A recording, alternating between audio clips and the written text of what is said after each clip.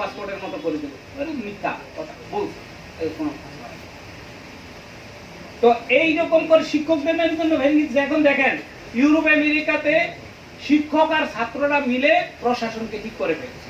একটু থেকে একটু হইলে পরে মন্ত্রীকে পদত্যাগ করতে হয়, প্রধানমন্ত্রীকে পদত্যাগ করতে হয়, সারা জীবনের জন্য রাজনীতি থেকে বিদায় নিতে হয়।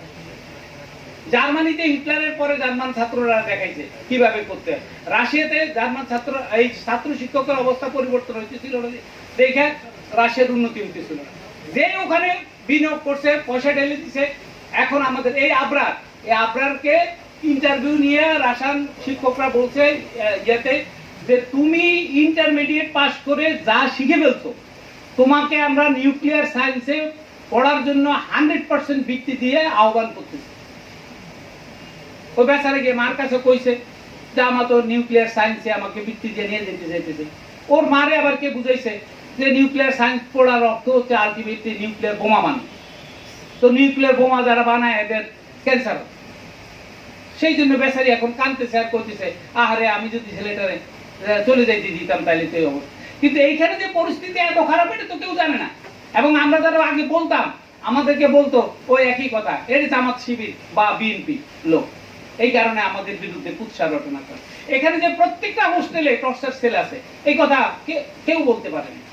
কিন্তু এখন আপনি দেখবেন কত ছেলে বের হচ্ছে, কত জায়গায় কত ছেলে, নিরীহ ছেলে সারা জীবনের জন্য। তো আমি আর আপনাদের সময় নেব না, আমি হুজুরের একটা কথা দিয়ে এখানে শেষ করতে চাই। আমার ওই কথাটাও খুব ভালো লাগছে।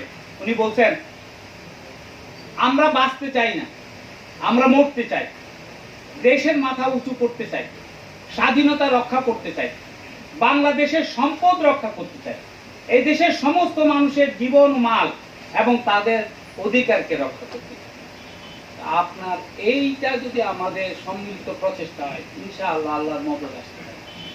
এবং আল্লাহর মদদ এমন ভাবে আসবেন যে এখন আমি পড়বো কিনা জানি না, হুজুর একটা হুঁশিয়ার বাণীও পড়ছে, পড়বো? হুজুর বলতেছেন শেখ হাসিনা আপনার লজ্জা নাই, আপনি লজ্জা পান না, কিন্তু আমাদের লজ্জায় মাথা নত হয়ে যায়। আমরা লজ্জায় রাস্তায় বের হতে পারি না, লজ্জায় মাথা নত হয়ে গেছে।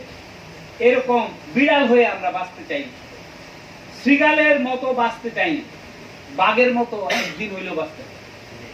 তবু কারো পায়ের কাছে মাথা নত করব। যে কথাগুলো আমি এখন বলছিলাম, হুজুর এখানে দুই কথা সেটা বলেছি। আমরা কোনো মানুষের গোলামি করার জন্য আসি নাই, বুঝি আমরা আল্লাহ পাকের গোলামি করার জন্য আসি। আর স্রষ্টা এতই মহান, এতই রহস্যময় যে তার দিকে ধাবিত হওয়ার রাস্তার কোনো শেষ নেই।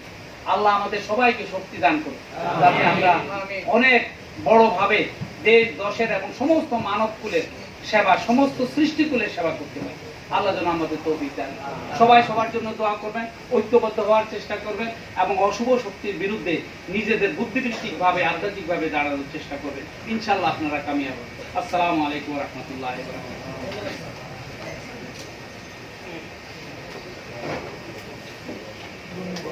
সম্মানিত আলোচককে আমাদের সেমিনারের পক্ষ থেকে কংগ্রেচুলেট করছি।